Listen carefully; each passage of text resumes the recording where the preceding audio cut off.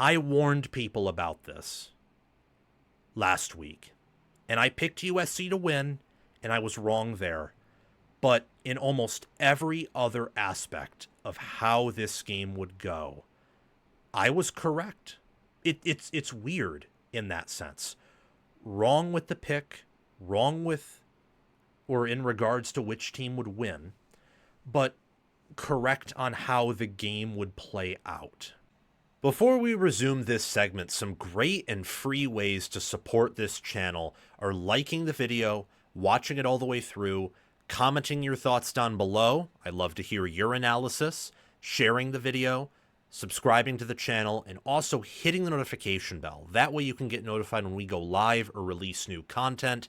And don't just hit the notification bell for the channel. That's very helpful. But what's also helpful and free and useful to you, if you are a diehard fan of a specific team and want to get notifications whenever I make content about a specific team, not just my content in general, well, we have playlists for every Power 4 college football team, so the notification bell on any of those playlists you are interested in. If you want to support the channel financially, there are ways to do so in the description, and you can sign up as a paid member.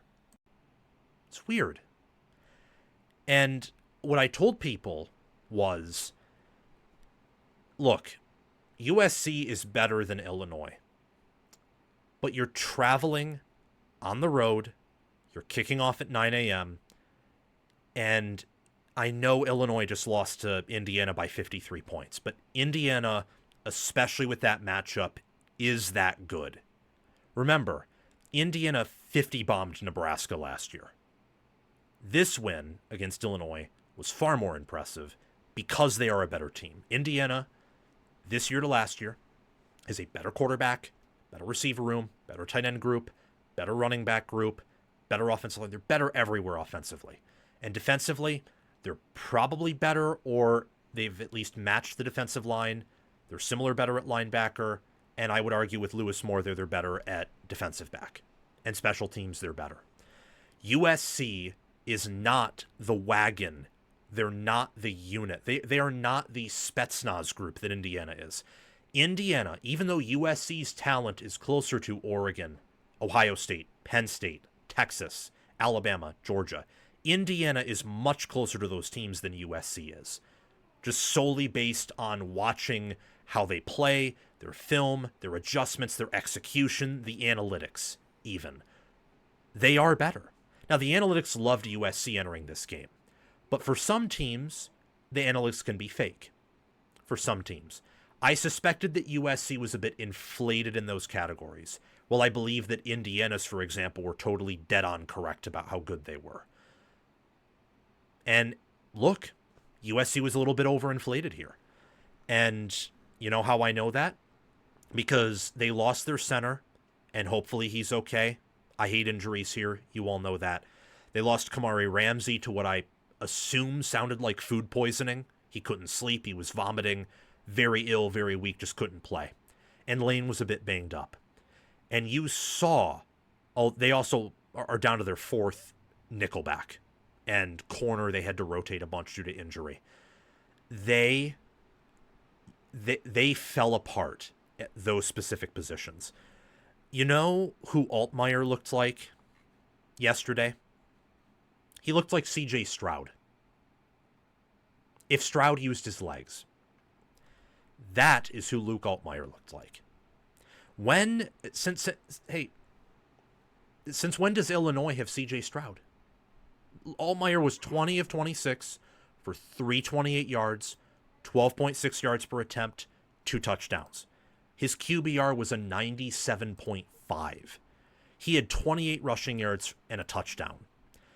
He had in this game, listen to this. This is crazy. He had a passer rating of a 208.3. Again, since when does, and this is no disrespect to Altmyer, he's Illinois' best player. He is one of the best college quarterbacks in America. Not the best, but he's in that next tier below. He's a gamer. Since when do they have C.J. Stroud? Since when does an Illinois offensive line, who Indiana ate for breakfast, who struggled to run the ball against Western Michigan, who got pressured to death by Duke.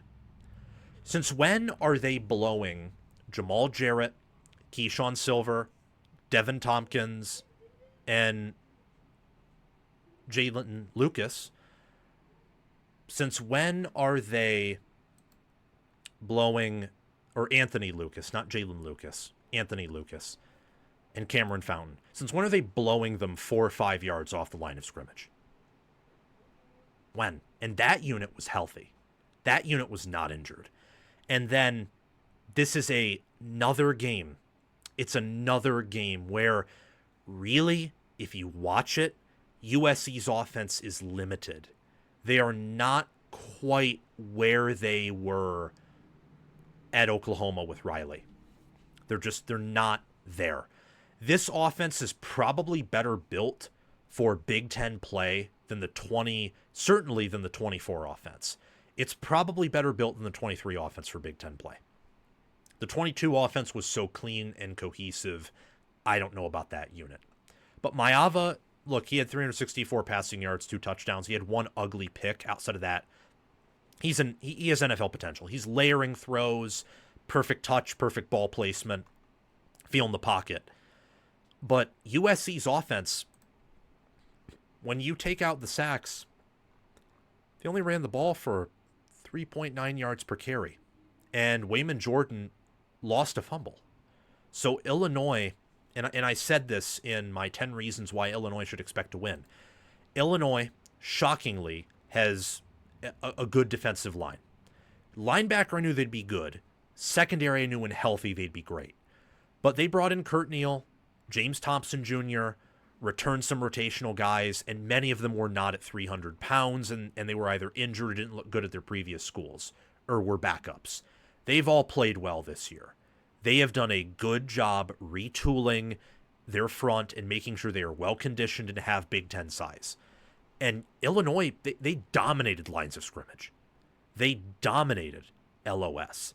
And how I know that is USC is better on the perimeter, obviously with their wide receiver one. Illinois is a deeper wide receiver room, especially when Lane is out. And USC's backs are faster, and they're twitchier, and they have better patience. And yet Illinois was able to get downfield, and at the end of the game, the final drive, when USC retook that lead by 1, followed the analytics going for 2 on that first, drive of the 2 drives, and therefore on their touchdown, 9 plays, 80 yards, 4 minutes, 26 seconds, they kick the extra point to win, assumingly win. Illinois received the kickoff, 9-yard run, 0-yard pass, 8-yard run, 12-yard penalty, PI, 13-yard run, 6-yard run, 0-yard run, 3-yard run, field goal. They had,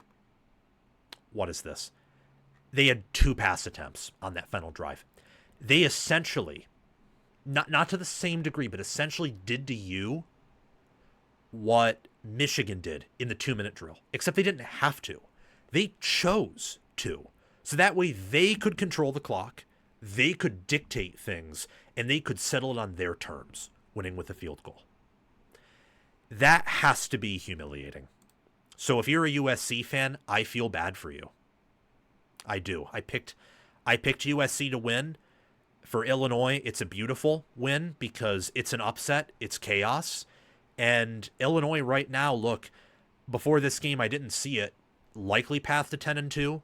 The path still isn't likely, but with how poor Washington's trench play is, and some of those players will be out for the year, and they're very thin, and with everyone else in the schedule having issues, your Super Bowl's now Ohio State. That's your only game for the rest of the year where you will be a definite underdog. Only game rest of the year. You can actually go 9-3, 10-2. And preseason, I thought 8-4 at best, maybe 7-5, even 6-6, due to the regression of the close games. Illinois only played in 1 close game through 5 games, and they won on their terms. And honestly, that fumble, that was lucky. USC won with the refs in that game. Not saying that if USC would have won, it would have been because of the refs. But the refs' calls on an average basis favored USC over Illinois because Fagan was clearly down inside the 5. That should have been a 21-7 lead at the half, not a 14-10 lead at the half. If that happens, this game is probably a 2-score Illinois win, and they still have not played in a close game. And that is how you defy the law of close games. You just don't play in them. But they did here, and they ended up with a victory. Before we close out this segment here, my questions, and they're more so statements here, because I think this was a statement game for both teams. USC has one of the Big Ten's thinnest rosters. It's very similar to Washington's. You have a handful of star players, but they get hurt, and the quality of that position goes from 100 or 90 or 80 to 0 pretty quickly. I mean, Illinois was... They were targeting the backup corners and nickels. Oh, you're on the field. Well, let's throw to you. Or they were just running at USC's defensive line. I mean, USC, this was thanks to the Trojan Blade, and he's doing a USC football podcast with one of their beat writers. I'm ashamed that I forget his name. His first name's Tim. Don't know how to pronounce his last name just because I don't have it in front of me, but I could probably spell out the last name. They were talking about how the one sack USC got was a corner blitz that Illinois' offensive line didn't pick up. It was a missed assignment. It wasn't really this, dominant win, D-line versus O-line, linebacker versus O-line, or a corner somehow getting around a tackle that picked him up. It was just a missed assignment, and Altmyer didn't see it. That was the one punt they forced all day, I think. Or no, they held him to a field goal there. I think the punt may have come after. USC's roster is thin. This is a unit where I picked them to reach the playoffs in mind that, because I knew they were this thin preseason. I could tell by the offensive line depth chart how much they lost on defense and the fact that they were starting some younger guys and they didn't use the portal as much as they have in the past. This was clearly a year where they wanted to be better, but they clearly wanted to really set themselves up to have better seasons in 26 and beyond and have this year as more of a building year while improving. I picked him to go 10-2 because I thought that all of their starters would at least be good. And I think that's the disenchanting thing here, is not all of the starters are good. This defensive line, people flamed me for it by saying, oh, they did well against the run against MSU. No, you didn't. You looked like you did, because you got to Childs and you sacked him, and that put the offense behind the chains, behind the sticks. But when I watched that game, MSU was able to move your front with a concerted effort. And that was when they were playing at 1 a.m. So they are not at 100% when they're moving you. Illinois here, unlike that previous week where USC is a massive body clock and time zone advantage, and therefore energy advantage over MSU. Massive edge. They only win by 14. Technically 21, but still, Michigan State made it interesting. Illinois now has the time advantage, the travel advantage, and they had the energy advantage. And they were able to run. If not for the questionable fumble at the goal line, and then Valentine's fumble was legit. That was a great play for USC to make that. It's a very clutch play, the only clutch play by the defense. If not for that bad fumble call on Fagan, this game's remembered in an even worse light for USC's physicality on defense. This is why Tremaine Carroll was hired, and ultimately they should have made the move against Wiley after last year, or even after 2023. They didn't, and I still am high on Riley and USC in the long run, but this year I'm definitely taking some steps back. I think that Michigan, Notre Dame, and Nebraska, with how they played today, they're going to lose one of those games. And Oregon is the kiss of death. Barring some dramatic changes or Riley calling the game of his life against Lanning, and you saw some of that in the 2023 game against Oregon, and Oregon still dominated, I do not see USC winning that game. So this team right now is not a playoff caliber team. And they are one of the thinnest teams in the Big Ten. I will tell you, Indiana, Michigan, Ohio State certainly, Oregon certainly, Penn State, certainly. I would even go as far to say Iowa and Nebraska. Just in terms of how they are built, their depth pieces would do a better job filling in for their starters than USC's depth pieces would. Like, those teams are all, to this point, deeper than USC is overall, which makes sense, I think. USC hit a program reset entering last year and then lost a bunch of guys to the portal, a bunch of older players that they tried to get from the portal to have a good year, first year in the Big Ten last year, and they didn't. All that matters for USC going forward is you survive the year. So you win 8 or 9 games, or maybe you win 7 and earn 8 in the bowl game. At that point, you'll probably lose the fan base, but as long as you stay at USC with the class you have coming in, you don't lose them, and you're able to use the portal and bring back Maiava and some of those receivers and key players that are good, I think you'll be better in 2026. Don't want to write off this year. Still think USC can make things interesting, maybe even reach the playoffs, but after this game, it is do or die time. They have to figure out some things over this bye week, and I think they'll figure out some, but in some instances, especially with the defense, I think you're saddled with that performance, especially on the road. For Illinois, they can be a good team. Now, can they beat Ohio State? Wouldn't pick it. But they can beat everyone else. Will they beat everyone else except for Ohio State?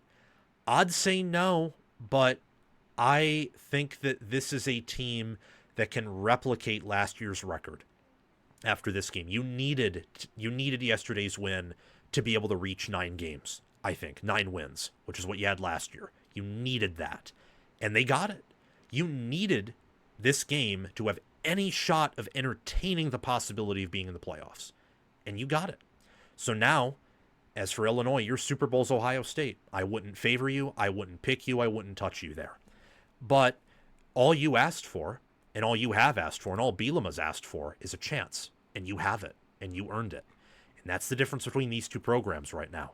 Illinois knows who they are. They know the meta of the game. And they use it. And they follow it.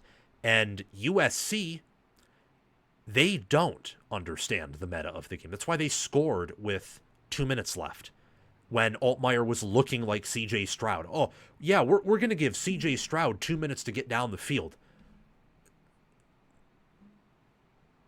No.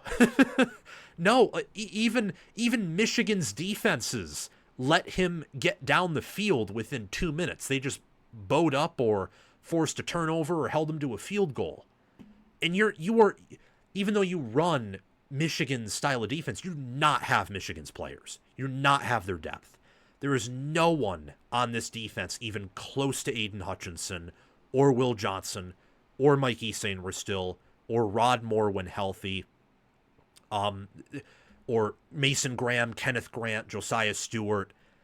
No one close to that right now. No one. Thank you so much for watching this segment on College Football with Sam. Before we close out here, make sure to like the video, subscribe to the channel, share this video around, comment your thoughts and analysis down below so I can read them and reply to them if I have the time.